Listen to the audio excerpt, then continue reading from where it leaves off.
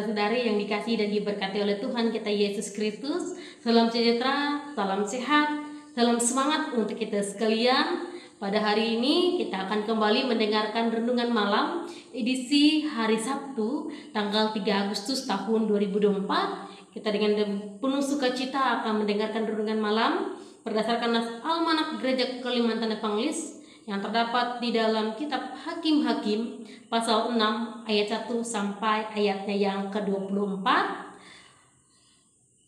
dengan judul perikop Gideon diangkat menjadi hakim. Di sini saya hanya membaca 2 ayat saja bagi kita. Bapak Ibu bisa membaca secara pribadi di rumah masing-masing.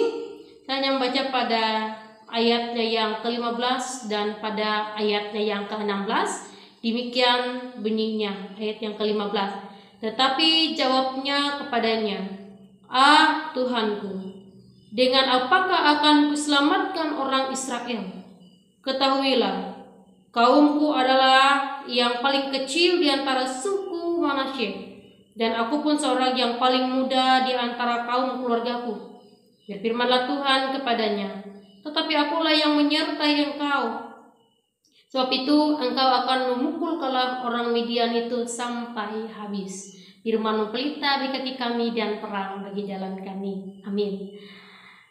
Tema dengan malam kita pada malam hari ini yaitu Tuhan mengutus, Tuhan menyertai. Bapak Ibu, saudara-saudari yang dikasihi dan diberkati oleh Tuhan kita Yesus Kristus. Setidaknya ada 3 hal yang melatar belakangi orang takut. Biasa takut karena ada musuh. Yang kedua, takut karena kesalahan kita kepada kesalahan-kesalahan yang kita buat terhadap Allah. Dan kemudian yang selanjutnya, takut akan keadaan kehidupan kita yang terkadang bisa mengalami kesulitan. Nah, Bapak Ibu saudara-saudari yang dikasihi dan diberkati oleh Tuhan kita Yesus Kristus, pada zaman Gideon ini orang-orang Israel melakukan apa yang jahat di mata Tuhan.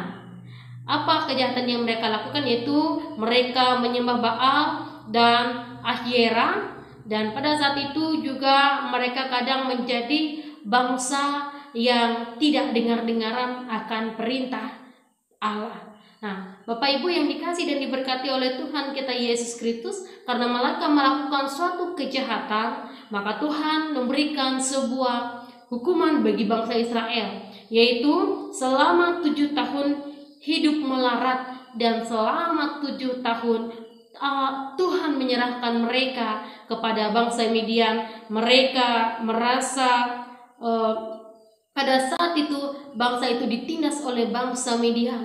Mereka merasakan kelaparan. Pada saat itu apa yang mereka kerjakan, hasil tanah mereka diambil dan dirampas oleh orang Midian. Mereka ketakutan, mereka sembunyi di pegunungan, di gua-gua dan di kubu-kubu untuk menyelamatkan diri mereka dari bangsa Midian.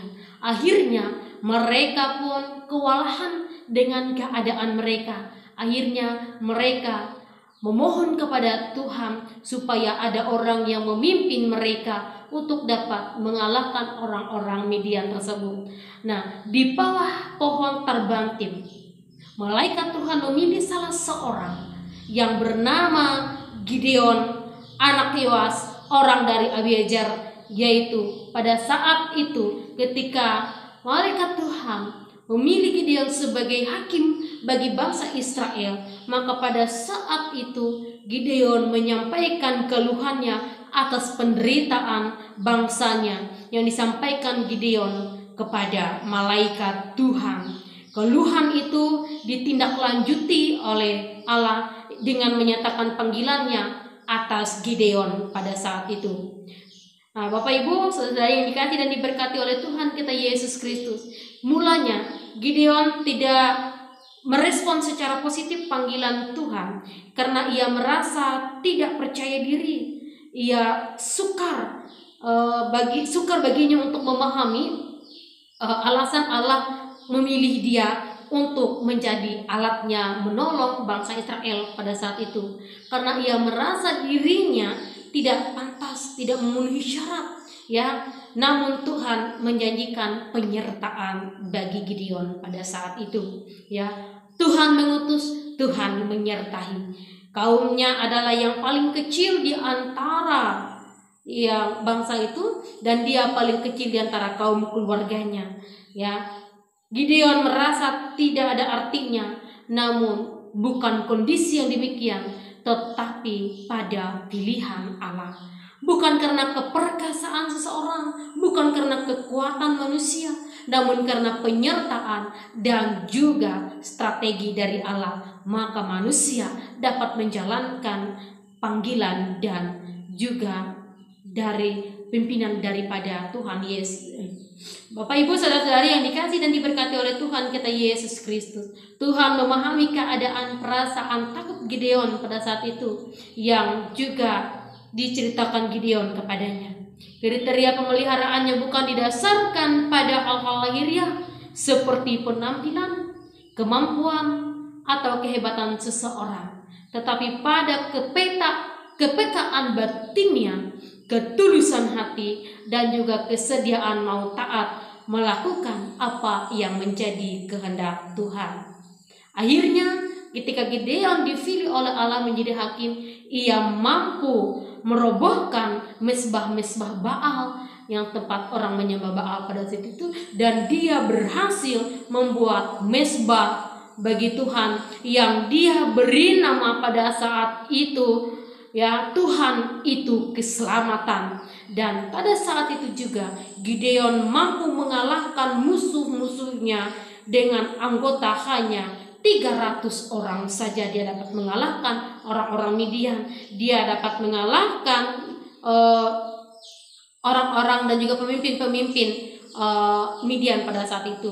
Gideon berhasil membuat orang-orang Midian kocar-kacir dan membunuh kedua pemuka bangsa Midian tersebut. Nah, Bapak Ibu saudara-saudari yang dikasih dan diberkati oleh Tuhan kita Yesus Kristus, dari cerita pemilihan Gideon sebagai hakim bagi bangsa Israel ini, maka katanya kita juga belajar bahwa ketika Tuhan memanggil kita, ketika Tuhan memilih kita, maka kita harus siap sedia. Karena apa? Karena ketika Tuhan mengutus kita, maka Tuhan akan menyertai kita. Maka ketika Tuhan memilih kita, Tuhan akan memberikan jalan bagi kita, Tuhan akan memberikan kita kekuatan, Tuhan akan menyelamatkan kita. Jangan ragu, percaya saja akan kuasa Tuhan yang menuntun, yang menyelamatkan kita. Nah, Bapak Ibu saudara-saudari yang dikasih dan diberkati oleh Tuhan kita Yesus Kristus, dari sini juga kita boleh belajar bahwa Tuhan tidak hanya memandang dari pada latar belakang ataupun penampilan, atau dia dari latar belakang raja, dari latar belakang dari orang yang berada, tetapi Tuhan pun juga dapat memilih orang yang bangsanya terkecil ataupun dia paling termuda dalam keluarganya pun Tuhan dapat memilih untuk dapat melakukan suatu pekerjaannya yang besar untuk dapat menolong orang-orang yang di sekitar kita. Tuhan memberkati kita melalui kebenaran firman-Nya. Amin. Untuk firman Tuhan, mari kita berdoa. Bapa yang bertata dalam kerajaan sorga, terima kasih atas kebenaran firman Tuhan yang telah kami dengar. Terangi hati dan pikiran kami agar kami boleh menjadi pelaku firman-Mu. Terima kasih Tuhan, kebenaran firman-Mu yang boleh senantiasa menguatkan hati kami. Kiranya kami bersuka cita menerima kebenaran firman-Mu dan melakukannya dalam kehidupan kami. Tuntun kami dengan kuasa Roh Kudus-Mu, dan kiranya Tuhan memberikan kami kesehatan, kekuatan, dan juga berkat. Terima kasih hari ini Tuhan telah bersama-sama dengan kami dalam segala pekerjaan, aktivitas dan rutinitas kami. Kami hari ini boleh diselamatkan. Kami hari ini boleh mendapatkan kebahagiaan, sukacita. Bahkan ketika Tuhan boleh mengizinkan kami mengalami suatu ujian dan tantangan, Tuhan, kami tidak akan putus asa, tapi yakin dan percaya Tuhan akan memampukan kami untuk tetap kuat dan teguh, bahwa Tuhan akan boleh menguatkan kami. Tuhan Yesus Kristus, terima kasih atas orang-orang yang baik hari ini yang boleh menolong kami. Terima kasih karena Tuhan telah menjauhkan kami dari segala mara bahaya. Hari ini, pada malam hari ini kami berdoa, ketika kami ingin beristirahat tidur nanti, kiranya Roh Kudus-Mu yang menjaga dan melindungi kami, menjauhkan kami dari kuasa kegelapan yang hendak mengganggu kami. Biarlah kami tidur dengan pikiran yang tenang, dibangunkan kami besok pagi dan nafas kehidupan, kesehatan, kekuatan yang bersumber daripadamu. Ini seruan doa kami Tuhan, yang kami alaskan dalam doa yang telah Engkau ajarkan kepada kami demikian.